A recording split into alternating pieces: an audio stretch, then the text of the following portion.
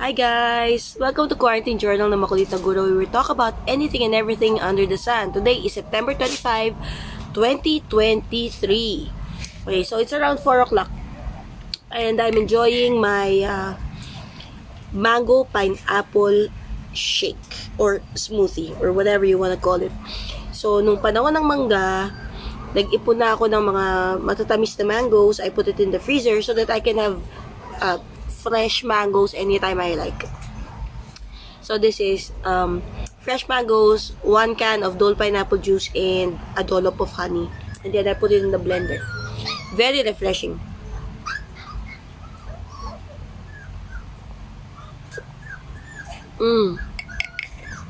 Very refreshing. Hindi mo kailangan ng yelo kasi yung mangga frozen na.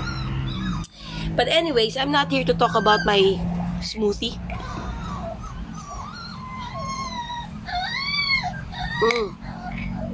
Sarap. I'm here to tell you why I'm at home as early as 4 o'clock. There is a proclamation, Presidential Proclamation number 60 series of 1992, which was reiterated in Memo 32 series of 1990 series of 2023. Yeah. And this is a proclamation that cuts office hours in government offices at 3 o'clock so that everybody can go home, prepare dinner, and spend dinner with their family.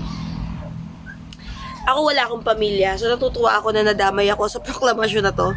Pero hindi ko na ako naririnig yung dalawang bulinggit sa likod. Walang tigil. Habang itong dalawa kong malalaki, tay-tahimik, ang bait-bait. So anyways, I may not have like a human family, but I have these puppies with me. So yun, I can spend more time with you, but they're still not allowed to go out kasi they're trained na kailangan umilaw muna ito. Kailangan may ilaw muna to bago sila lalabas. Anyways, I digress. Itong Proclamation 60, 1992 na to ay sa isang banda ay nakakatuwa because the government is acknowledging the fact that the Filipino family should be together at least once a year. Pero sa isang banda, hindi ba't nakakalungkot na kailangan mo pa ng Proclamation 60 series of 1992 para lang magsama-sama ang pamilya. Kasi nung panahon namin, 70s, 80s, 90s, o kahit hanggang 80s, kasi 90s, I was already in college. Graduate na ako ng college ng 1992. Hindi pwedeng hindi ka sasabay sa dinner or sa lunch. Kailangan, pag nagtawag ng dinner or lunch, kailangan nandun ka sa table. At pag wala ka sa table, papagalitan ka. So, ang lungkot lang, na kailangan pa talaga natin, na gobyerno ang magsabi sa atin, na umuwi tayo, at kumain tayong sama-sama, at salo-salo,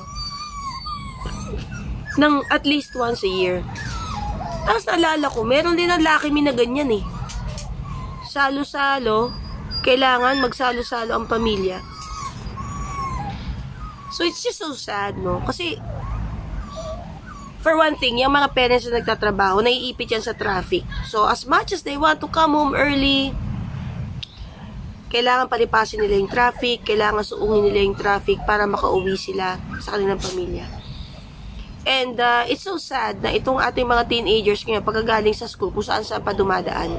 Believe me, I know, I see my students. Instead na dumiretso sa bahay, makikita mo, nasa tambayan pa ng mga barbecuehan, nasa fishball pa, nasa Alpha Mart, nasa 7-Eleven, nasa milk teahan. So parang, instead na madali silang umuwi sa kanilang mga pamilya, they would rather stay with their friends.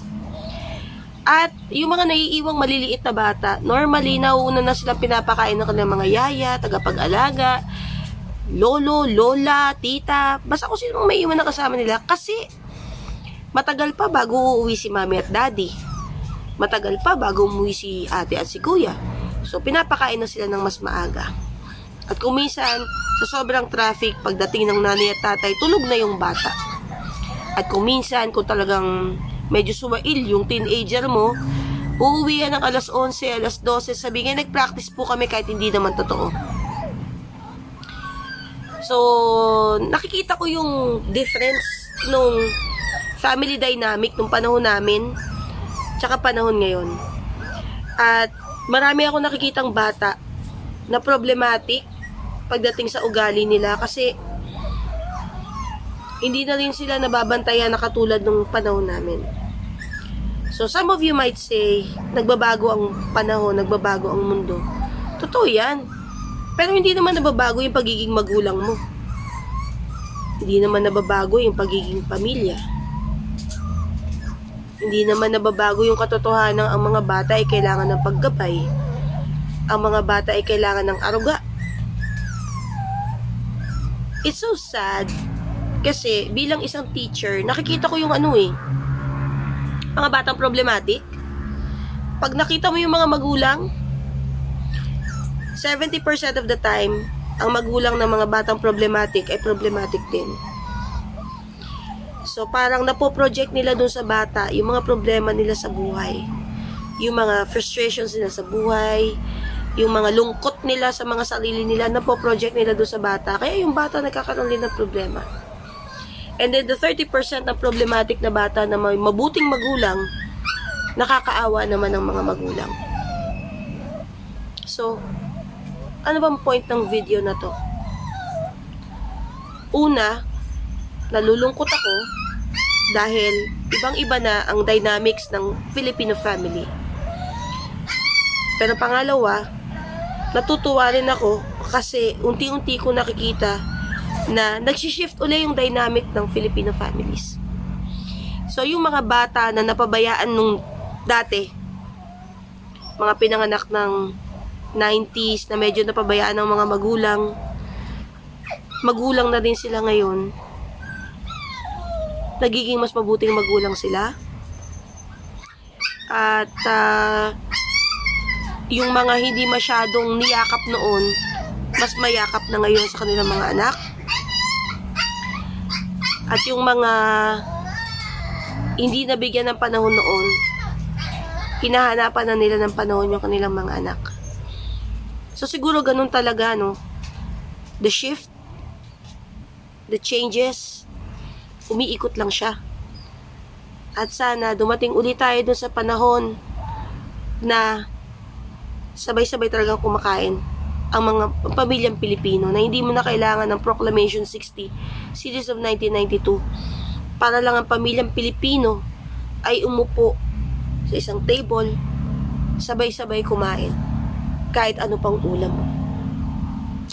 Bye guys!